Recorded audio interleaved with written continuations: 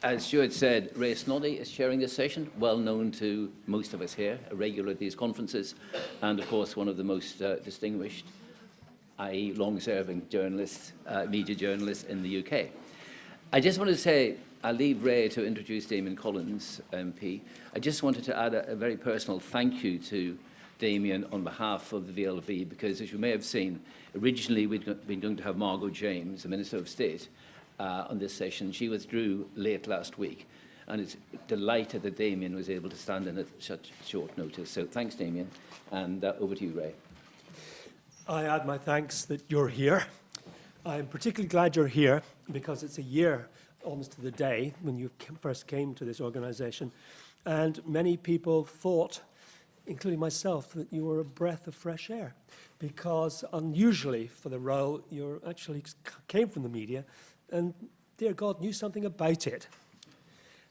Since then, your reputation has only been enhanced at the eye of a particular storm, chairing the House of Commons Media Select Committee, your investigations into fake news and all of that has taken off, and it's almost at the center of a huge political debate that's expanding ever outwards to the west coast of the United States.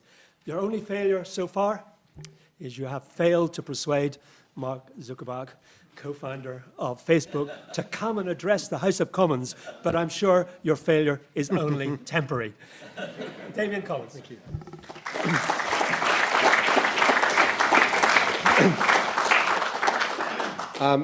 Thank you very much. It's an absolute pleasure to be back with you again. This time last year, when I spoke at this conference, we I think Parliament was going to be dissolved at midnight that night. So I was in my last hours as chair of the Select Committee before the committee was wound up along with the House of Commons. So I'm glad I'm back, having managed to be both re-elected to Parliament and re-elected as chair of the Select Committee. And it seems that despite the fact that the Select Committee effectively was suspended for about 5 months over the last year because of the election and then the summer recess and the time it takes to reform the committees, but nevertheless there's a huge amount of work that has been done during that time, looking at the implications of Brexit on the creative industries and broadcasting, which we published our report on, considering the future of Channel 4, continuing our ongoing scrutiny of the work of the BBC, and in particular looking at issues around sort of equal pay and personal service companies at the BBC. But the inquiry that's probably dominated the most attention in the last few months is the committee's inquiry on fake news and disinformation. Now, I spoke about that issue when I came before you to speak last year, because at that time we were just about to launch the inquiry.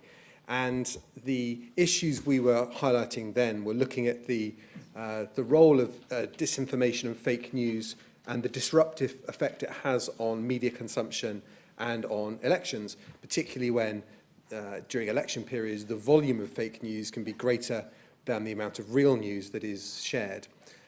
We had concerns about who was doing this, particularly involvement from agencies in Russia and other sort of clickbait websites based in other former Eastern Bloc countries. We were interested in the role of the tech companies in trying to act against this sort of harmful content and seeing this as another area of harmful content where there were some obligations for the tech companies to intervene, even though they were not the publishers of that material. And we also were interested in the matter of user education. How do you make it easier for people to understand where news is coming from, to question it, and to seek to validate it against other sources of information? Now, I think this time last year, if you'd spoken too much about Russian involvement in propaganda and fake news, people would have thought that you were something of a sort of a fantasist or believed too many conspiracy theories. But this has nevertheless been demonstrated now. It's been demonstrated very clearly in America that Russian agencies were reaching hundreds of millions of people in America during their election with information, and that included advertising messages placed by Russians, bought in rubles, advertising to the American public in breach of American electoral law. So, and we know from some of the committee's work and some other investigation done by academics that there was also Russian interference on Twitter and to a lesser extent that's so far been identified on Facebook. So we know a lot more about that. But I think what for me has been the interesting journey we've gone on in the last year, and particularly when we took the committee to America for the hearings with the tech companies in America, which, I was saying to Ray beforehand, was a broadcasting first, the first ever live broadcast of a select committee hearing outside of the UK. What really struck me then was that, yes, you can isolate fake news as a form of bad content and harmful content. And I think there's then a debate, which I'll come on to, about what we do about that. But there's this other debate, which is about the role of hyper-partisan content and the way in which it's targeted at people, which I think is potentially much more significant because it brings in a greater amount of information. And it's the sort of news where it's harder to take an empirical view as to whether it's true or not true. So with some of the fake news, we know, for example, the Pope didn't endorse Donald Trump. So that's really clear fake news. We know what that is. But if it's sort of hyper-partisan content of sometimes the sort you might even see in a British newspaper, which is slanted, prejudiced, but nevertheless based on something that actually happened, or if it's a sort of a slightly alternative news site that's come up that produces some perfectly legitimate pieces, but other things that are very, very controversial, who is the arbiter of whether that is true or not? But I think what underpins all of this is the changing way in which people consume news and information. And this is relevant to the broadcasting industry as a whole, but particularly to the news industry, which is that we are, as people consume more information on demand, we're increasingly moving away from a world where news is consumed in a curated space to one where people just look at articles and stories on an ad hoc basis. And the curated space is not just a newspaper or the 6 o'clock news on BBC television.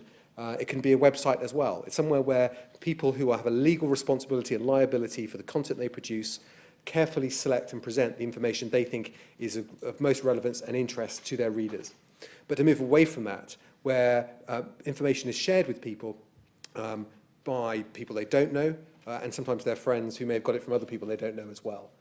And this allows news and information to swirl around the internet in a way that has never really happened before. And that is a concern, is if that distribution is being augmented by bad actors who are seeking to influence the debate and people's opinions to suit their ends, or maybe to persuade people to support candidates that they prefer in an election. And I think it's very difficult often for people to know why they're receiving information in the way that they do, particularly if, say, they're on Facebook and they're reading news stories because they've been shared with them by friends. I don't think enough people understand that actually, rather than this being a pure platform, this is a curated space, curated by the media companies. The news you see on Facebook, on your newsfeed, is largely based on news that Facebook thinks you're most interested in because based on your other interactions on the platform and the people you interact with. So if you start interacting with a news story your friend has shared with you, and maybe about immigration, the chances are you'll start to see lots more stories about that as well. And I think people don't necessarily understand why they see the volume of stories that they see on the topics that they do see. And they also don't necessarily understand that what they see does not reflect a broad range of interests across the platform, but in fact the narrow range of interests based on their preferences, and those are the people they most regularly interact with. And in a space like that, I think what we've seen, and this I think goes into the work that we're looking at the moment with Facebook, with Cambridge Analytica, with the issues around the data breach, is that it is possible to game the newsfeed on sites like Facebook to directly seek to shape and influence the content that people see. And actually, the way the system works as well, it migrates people. It doesn't just put that information in front of them. It probably migrates them to more extreme versions of that content, the more in which they engage with it. Now, if that was happening in a world where people were still buying newspapers, still listening to the radio news, still watching the television news, you could say, well, how harmful can that be? Because this is just another form of information, and people can weigh that information up against a plurality of other opinions. But as we move into a world where people are more and more reliant on the information that's shared with them online, and they don't consume media in a traditional way, I think we have to be concerned about the impact this has on the news industry. I think there are some specific things that we have to look at now if we want to make sure that we can keep our news media and our free and open and our democracy safe.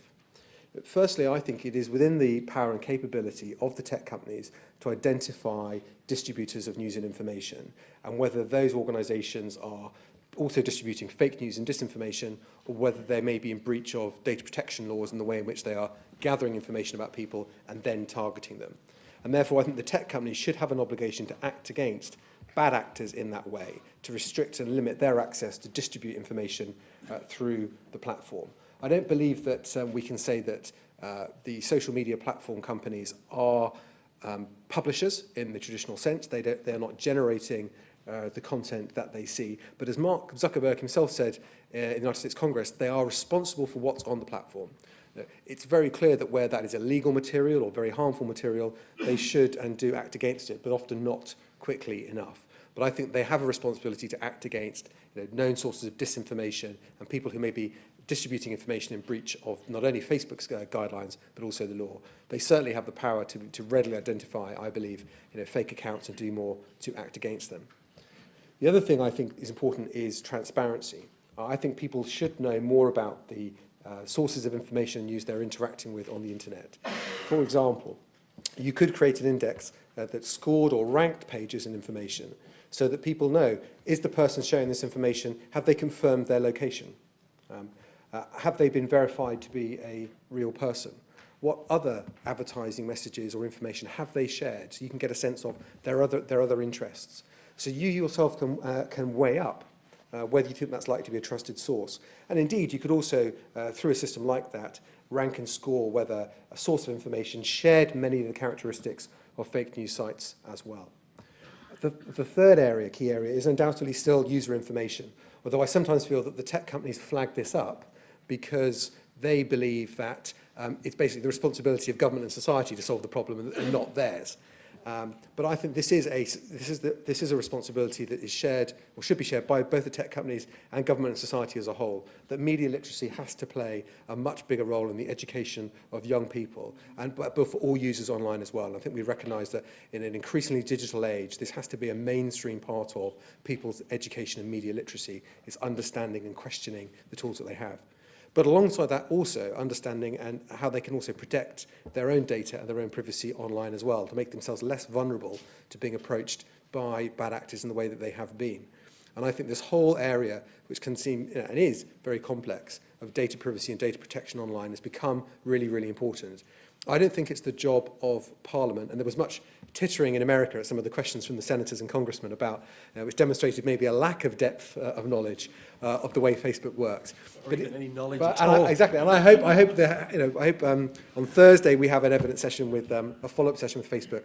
We have Mike Schroepfer, the Chief Technology Officer of Facebook, is coming to the UK to give evidence to us, one of the most senior people in the company. I hope we can demonstrate a degree of knowledge, at least, of the way Facebook works. But it's not and can never be the job of a member of Parliament or a United States Senator even to understand how Facebook works as well as Mark Zuckerberg does. That is an unreasonably high bar to set. If we did, no doubt there'll be fewer of us in Parliament and more of us running multi-billion-dollar corporations in California. But what we should be able to do is to set is to identify social problems and concerns that we expect big companies and individuals to help us address, and where the law is involved to correspond and work with the law that's been set as well. I think and Parliament has done this through the Internet Safety Strategy. We have identified a number of areas of harmful content where there is a social harm in that content being shared with people, and I don't think it's unreasonable for us to expect the tech companies to act against that. And I think there should be sanctions and liabilities in law to make sure they do. But also on this matter of data privacy and protection as well, I think people share their data with companies like Facebook. I think over the last few weeks, it's been a bit of a revelation of just how much data they do in fact share. I don't think many people who had an Android phone understood that Facebook was keeping a record of all of their text messages and all of their phone calls. I don't think people understood that Facebook keeps records about what you do on the internet even when you're not on Facebook. I think some of these things have been a bit of a surprise for people. But more concerning was the idea that your data could be harvested by a third party off of Facebook and could end up in the hands of a company like Cambridge Analytica. And that was clearly worrying for people. So the law has to apply to companies like Facebook in protecting our data, just as it does against bad actors who seek to acquire it illegally. And this is something they have to address. But I think we have to go further too and make sure that our regulatory bodies have got the power to go into these companies and make sure they're obeying with the law. People who work in broadcasting and telecommunications are used to working in regulated industries, and industries that also hold and use a huge amount of personal data. The tech sector has a lag behind in this regard. Because it was, to use Mark Zuckerberg's phrase, moving fast and breaking things, we sort of let it get on with it. And because it's at the cutting edge of technology, we sometimes treat it as new. It is at the cutting edge of technology, but it is not a new industry. It is a very well-established industry. It is the biggest advertising platform in the world by spend. Certainly Facebook and Google combined are bigger than television as in advertising. And it's right that it should have to correspond to grown-up rules and regulations.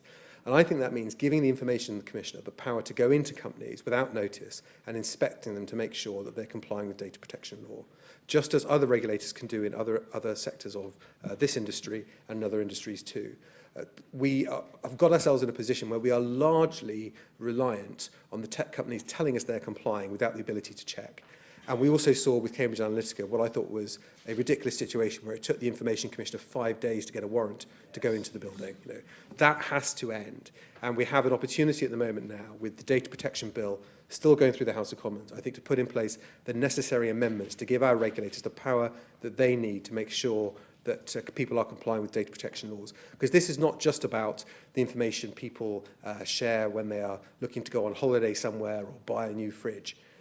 This is information that can be used to target opinions, news, and affect our whole democracy and society. And therefore, it's vital that we have the powers we need to make sure that we can keep it properly regulated and we can keep our democracy safe. Thank you very much.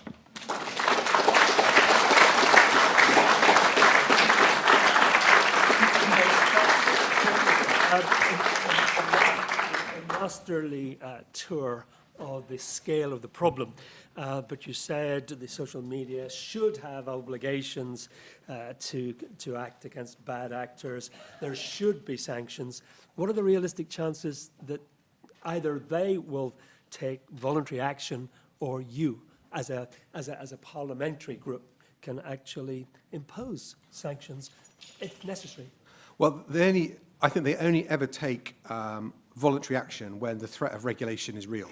I think, I'm sure John will agree with this, that I think with the whole debate on IP and copyright infringements, I'm sure people would like more progress to be made, but the progress that has been made, I think, has only come because of the threat of legislation. I think the same with on internet safety with regards to pornography and other harmful images as well, that has come. And I think with the government consultation on the internet safety strategy, which again, that identifies harmful areas of content where we want, and from my view, it's not just them taking down content when it's been referred to them. It's using new technologies to identify harmful content before it's been reported, which I believe they can do. In fact, the Home Office demonstrated how this could be done on YouTube with the tool they commissioned, which can, I think, with 99.95% accuracy, identify jihadi recruitment videos on the platform. Now, so I think the key challenge for the government coming out of this consultation will be, what are the sanctions for failing to comply? And I believe they... Do you think there should be meaningful legal sanctions as opposed to, I was going to say mere regulation, as opposed to backup regulation? Yeah, there should be... I mean, I'm not saying we should necessarily go as far as they've gone in Germany. I mean, but it's quite interesting. The German government said that the hate speech laws in Germany should apply to Facebook as much as they apply to anyone else. And the consequence of that is Facebook take down content that they believe is in breach of the German hate speech laws. And they've demonstrated that they can create a different enforcement regime in a different country to comply with its legislation, even though they don't do that in other countries. So I think we have to be clear of what would be an appropriate, that there is a liability in law, and if they fail to meet that liability, what are the sanctions commercially for the company or for the directors of that company? And I think that's what we have to establish. The government has commissioned a separate review on the future of news, and I believe that clear examples of fake news and disinformation should be included as part of that. I think the tech companies, particularly Facebook, have already got the capability to do more to act against this. And Europe is different from America too. This was something that really struck me when we held the committee hearings in Washington, was that we don't have the First Amendment. And therefore, and the Do you think, as a matter of interest, we should?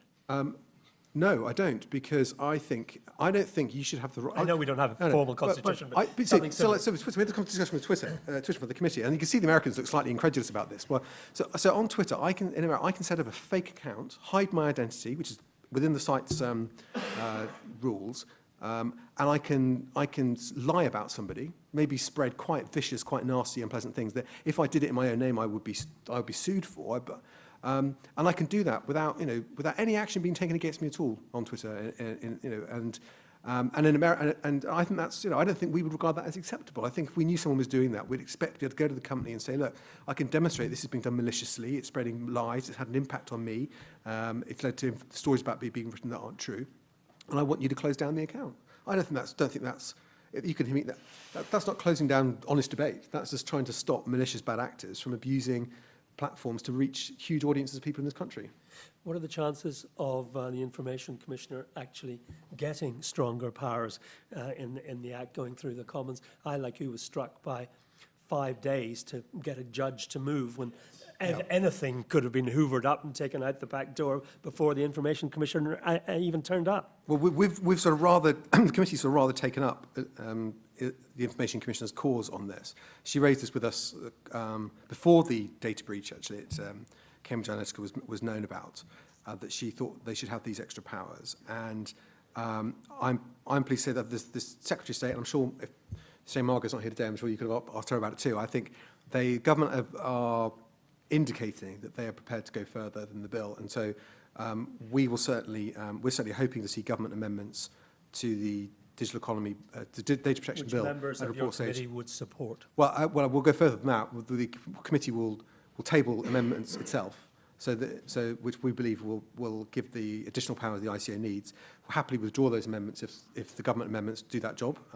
But we want to make sure this is. You're going to give them a little prod in the right. We want to make sure this is properly examined when it comes to report stage, because we're in some ways we're quite legislation moves slowly, the House moves slowly, but we've suddenly had this massive focus on this issue at a time when we're voting on the key legislation, which give our regulators more powers to combat it. And I think we can't lose sight of this opportunity. We had a private meeting with Elizabeth Denham just before I came here, and whilst I can't disclose what she said. Oh, go on, why not? You're friends. All I would say is that the scope of her investigation on the data breach issue and Cambridge Analytica issue and the role of Facebook, the scope of it, the rigour with which it's being conducted, the resources behind it, I think are far greater than people appreciate. And I think in the coming months, people will, really be thankful for the work that they've done. Final question from me before opening it out to the floor. What is your current state of your knowledge on the activities either of Russians and companies associated with Cambridge Analytica that they might have interfered in the Brexit vote? Well, with Russia and Brexit, we said to Facebook last autumn, we want you to give us the information you've given the Americans. We want you to search the site and tell us if there is evidence of Russian payments for advertising and messaging, or does Russian activity linked to this agency in St. Petersburg. They basically flat refused to do it. I think after a lot of protest, they eventually changed their mind and did do it, and said that they found minimal or no evidence of direct Russian activity. But they did say they couldn't guarantee there wasn't any, but they couldn't find any evidence of it. Twitter have supplied some evidence to the committee of Russian activity. Because Twitter is a more open platform, there's also some very good academic research that's been done which shows there was Russian bot activity on the platform during the referendum. But of course, what we're also looking at is the way in which data was used by the official campaigns during the referendum as well, and by Leave.eu as another player too. So we took evidence about that this week, and we've got, we're looking to take further evidence on that, and that is certainly part of the Information Commissioner's investigation as well. So I think it's. And your judgment on where we stand so far on that issue? Well, I must admit, based on the evidence we've received, I've got concerns about the legality of some of the work that was done, whether that had a direct impact on the outcome. That will probably always be a matter of public debate, but I think we've certainly received allegations of that nature in the evidence we've taken, and they're plausible and worthy of investigation. And the ICO is investigating. Okay, great. Oh, now there's nobody interested in talking to you at all. Right. Peter York for first. Do you have enough resources? Hold on. We're all getting a bit up here. We would like to hear what you have to say. Peter York, do you have enough resources to do what you're doing?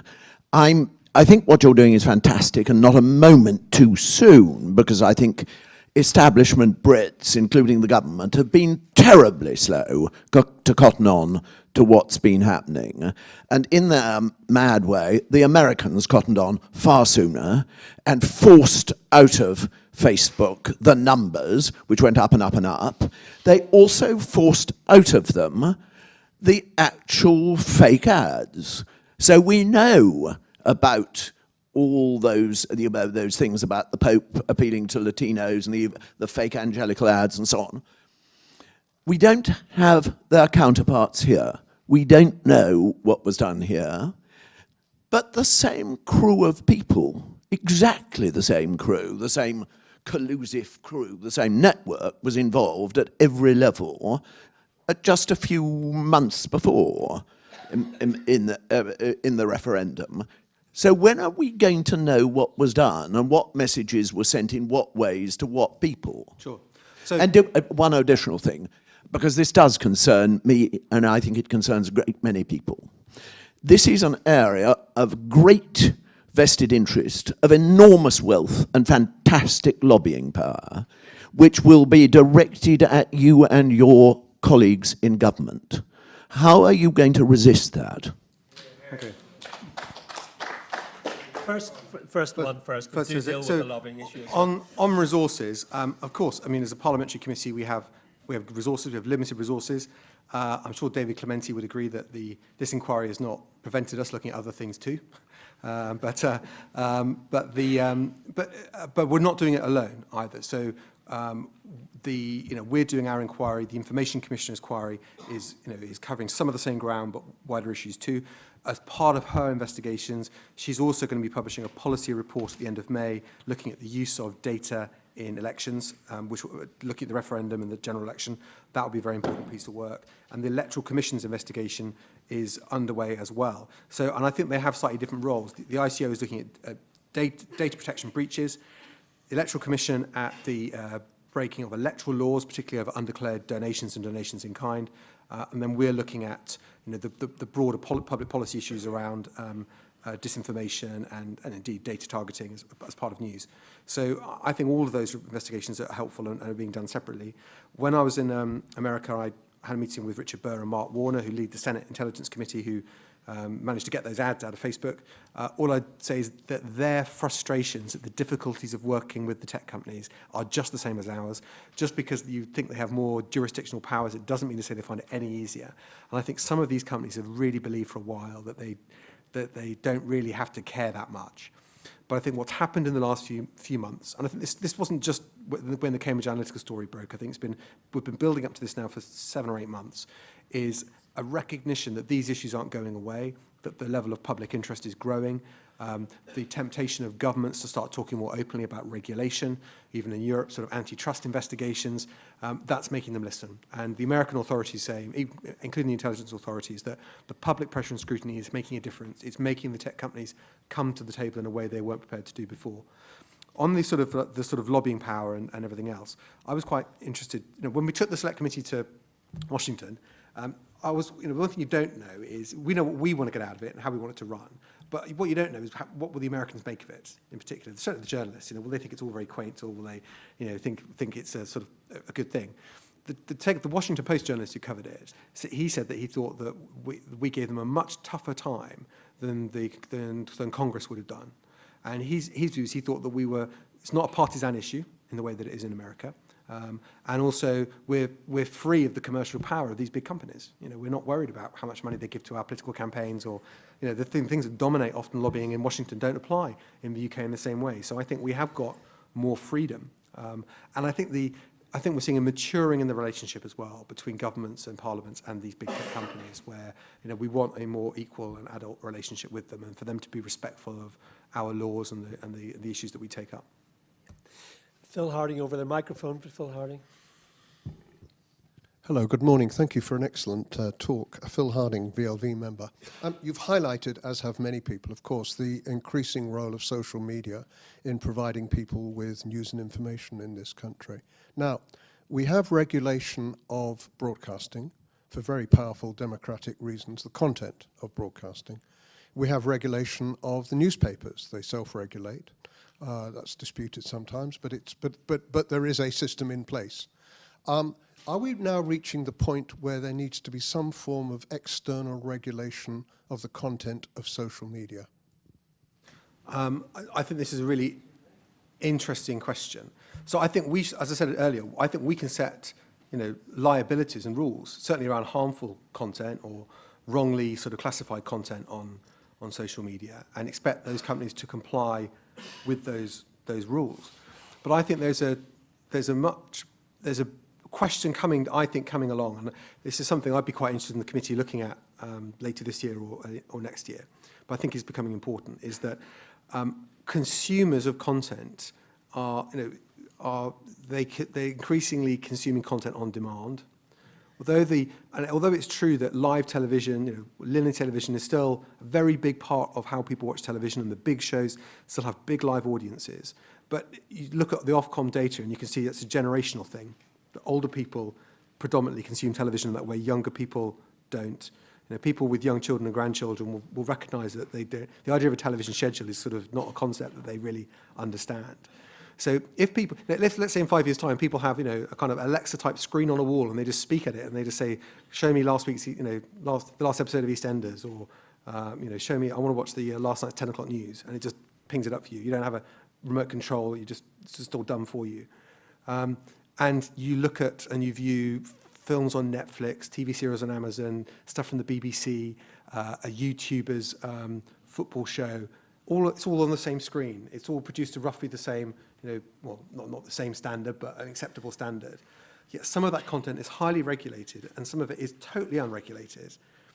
What will our television industry be like at that time? And is there the danger that actually some of the regulated platforms, BBC and Channel 4 are restricted because of the way in which they're owned, but what if some of the other independent television companies say, well, actually, I'd rather not have all these obligations and regulations. I'd rather just make programs and sell them, and not have to worry about all the rest of it.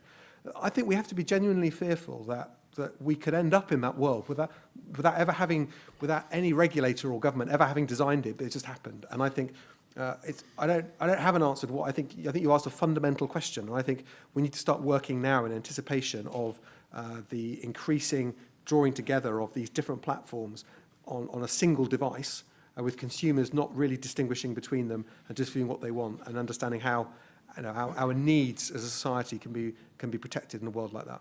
Surely, Damian, it's already happening, and it's very noticeable that those who've studied the content from Netflix and Amazon, they're aiming primarily at a 15+ and an 18+ market. And I'm reliably informed that even some senior executives of Ofcom are concerned about what their own children can get to watch in their own homes. You say you don't know the answer, which is honest and fair enough, but what sort of area might the answer lie in? Could Ofcom do more? I mean, it may have to be persuasion rather than force or regulation, but not knowing the answer won't last forever, will it? Well, no, I could start sort of coming up with answers, but I think what I'm saying is I think we need to start working now on thinking through what the correct answers will be to this challenge. I certainly think I used to work in the advertising industry. Clearly, how does we were talking about, Ray and I were talking about before we came in, this debate now about advertising around high fat and salt and sugar foods. Now, if the government chose to introduce those restrictions, and it applies to applies to ITV and Channel 4 in the evenings, with a view of protecting young people from seeing too much of this and therefore eating too many harmful foods. But actually, what the audience we're trying to protect isn't watching the shows. They're watching stuff on YouTube, where none of these restrictions apply, and the same brands can advertise to them just as aggressively or more aggressively through the media they actually watch. That's totally unregulated. Now, this is clearly nonsense, and has to change. I think there's, again, I think it's interesting questions about what should for Netflix, Amazon, Apple making huge amounts of volumes of programs in the UK, are there any kind of requirements on them, in terms of the content they produce, the amount of that is that reflects UK society and culture and history, or is it just all international content? Or I don't know what the answer is to that question, but I think maybe have to invite you back next year to see I what think progress you've made. I think this is a really important debate. Gentleman with the red tie, identify yourself, sir. Robert Beveridge, VLV. Given the global power and reach of these companies, would it not be much better to try to regulate them as part of the European Union rather than Brexit Britain? So data is obviously a big part. Data management is obviously a big part of this, and we are compliant with European data protection laws. We're introducing the GDPR rules into UK law at the moment. That's what the data protection bill's there to do. And the government has said we want to ensure compliance in the way data is being used. I actually think this is somewhere where Europe, the continent of Europe, can take a lead in the world, because I think we can push things further in terms of data privacy and data protection than the Americans can. And the global norms could be based on European norms for that reason. I think the Americans taking a really big interest in the debates we're having on this, because they can see we're in greater flexibility. On some of these other issues, there is, even within the EU, there is distinction between nationalities. So as I said earlier on, Facebook has different rules in Germany than it has in the UK, and it has in France. So this can be done on a national basis as well. There's no reason for that.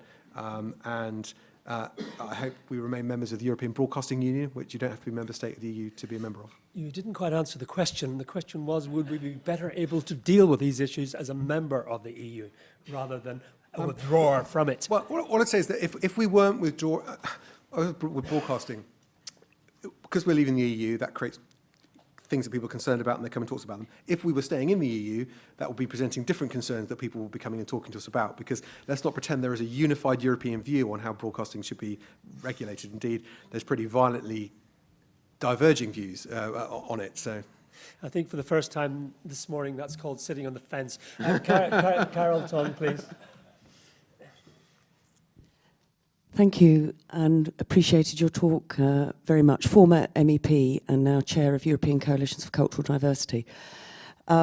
Just to pick you up on the AVMS directive now being discussed, I think there is going to be agreement, which I do hope our government can support, that there will be a 30% quota on Netflix in terms of content and prominence. I think that's fair. They're in competition with the BBC. But my question was more about where you focus quite rightly on the social media, hate speech, all the criminality, all the stuff we know that's going on.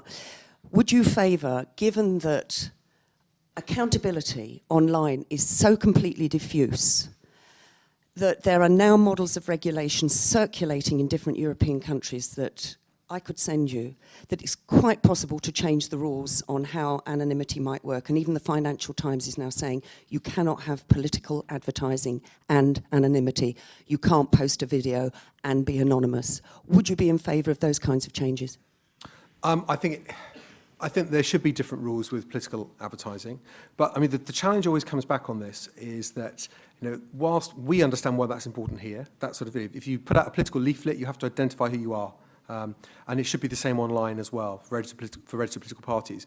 But if you were a kind of opposition, party in a totalitarian state, there'd be lots of good reasons why you'd want to hide who you are. But I certainly think in the EU, in North America, I think and Mark Zuckerberg has started to talk about this now, that you should have to verify who you are and where you are to be able to buy political advertising, not share any messaging.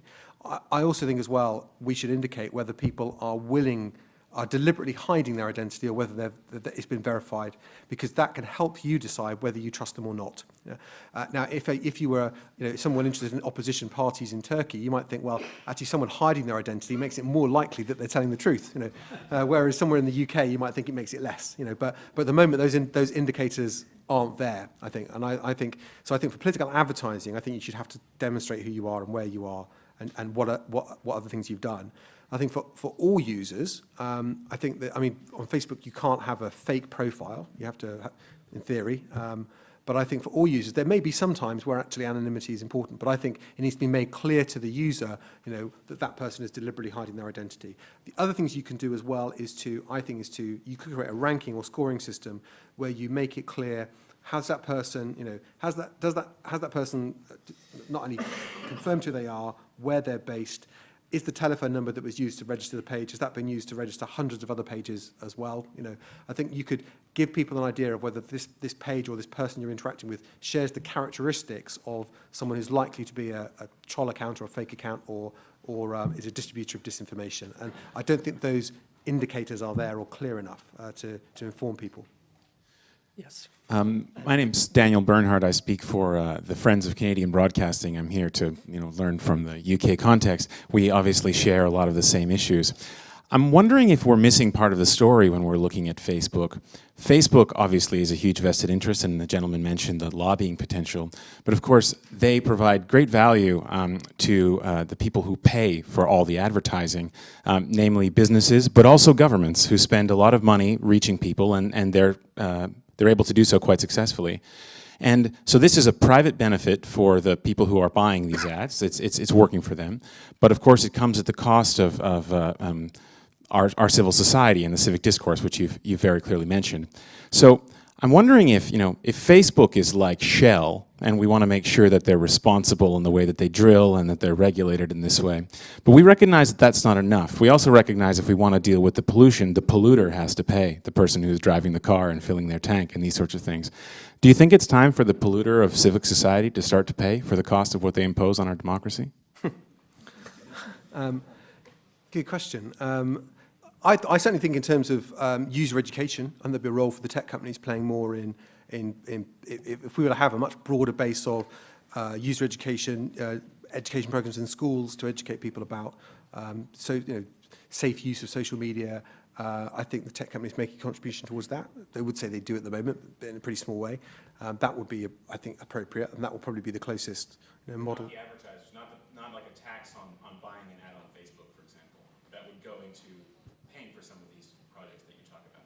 Well, I suppose it'd be that. I mean, that could happen indirectly, because then no doubt Facebook would try and recoup this money from the people that buy their services from the advertisers themselves.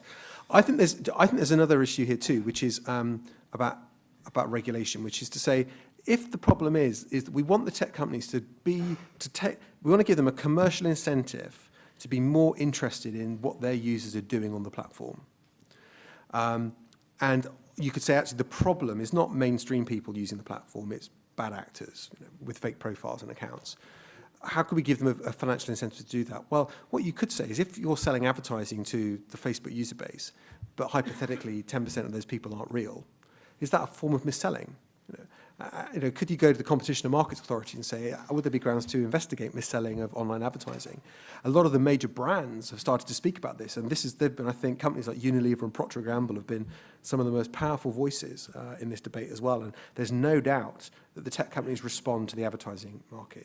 As Mark Zuckerberg was, famously said, he asked how he made his money, he said we run ads, and that is the truth of it. And I think there's power and pressure there, and maybe it'd be an interesting debate to say, would there be grounds for the regulators to actually look at the way the advertising is sold through those channels, and is that fair? Well, it'll have to be the last question, I'm sorry, because I'll get told off if I run over into lunchtime. Thanks, Ray. John McVeigh from PACT. Damian, you don't get this very often, but I think you're doing a great job on the Select Committee, and I'd also compliment Matt Hancock, who has taken this agenda on. It's a complete contrast to the coalition government, where we had a number of advisors in Number 10 who wouldn't let us talk about tech companies. They were the new kids on the block, and they could sort of do what they wanted, and it's great to see a political party in government taking this seriously.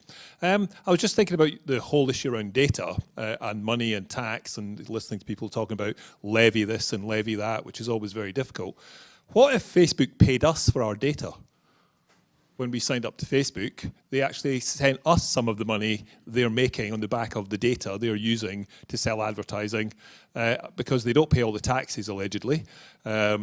Why not actually pay the users a little bit of the income, and then we'd all share and also be in a proper commercial contract with ourselves individually. We'd all become shareholders in a sense. Well, to some extent, this has already existed, and indeed this is how this sort of Cambridge Analytica sort of thing got going. Is that people paid Dr. Kogan at Cambridge University were paid by him very small amounts of money to fill out surveys about themselves, so they were selling their data effectively then. People say the big new thing that people are interested in Silicon Valley is blockchain technology, and this is where you really do get into this, is of users basically having a transactional relationship with a platform and selling them user data and being incentives to give their data away. And we may well see more services like that being developed. That's clearly the area of interest now.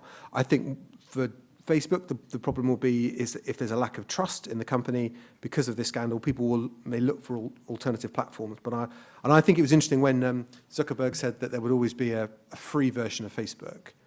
But didn't necessarily, I mean, I can't see a kind of full subscriber version of Facebook, but I wonder if this is what they'll be getting interested in. So I think this will be part of the sort of future debate on the way these companies work. I don't think people have necessarily a problem with the kind of transactional nature. If I'm using a service and I'm giving them data about me and that makes the service better, I don't mind that. But what people don't like is their data then ending up in the hands of third or fourth parties and ending up with people they never would have consented for their information being given to. And particularly if that consumer data is then used to target political messaging and news messaging at you in a way that you would find uncomfortable. There's a question whether that's legal or not anyway, but that's very different. But I think we will see. I think with the new GDPR rules, we will with people's power to get their data back. I think we will see more. It'll become a more openly transactional relationship. And finally, as an ad man, what view do you take of your counterparts in the Lords who have called for a full competition in markets investigation into the digital advertising market? Yeah, I spoke to them about their inquiry before they produced their report, and as I sort of mentioned with social media and a regulation or investigation, I think there could be grounds for that. The advertisers have raised this rightly because there's a massive lack of clarity over the way in which digital advertising is bought and sold. Not just on social media platforms, but on websites in general. And I think it's probably the right time to have a bit of a pause to look at this again properly. As a politician, you're in grave danger of getting too much praise today. But It won't last. But a little more, a round of applause, and thank you again.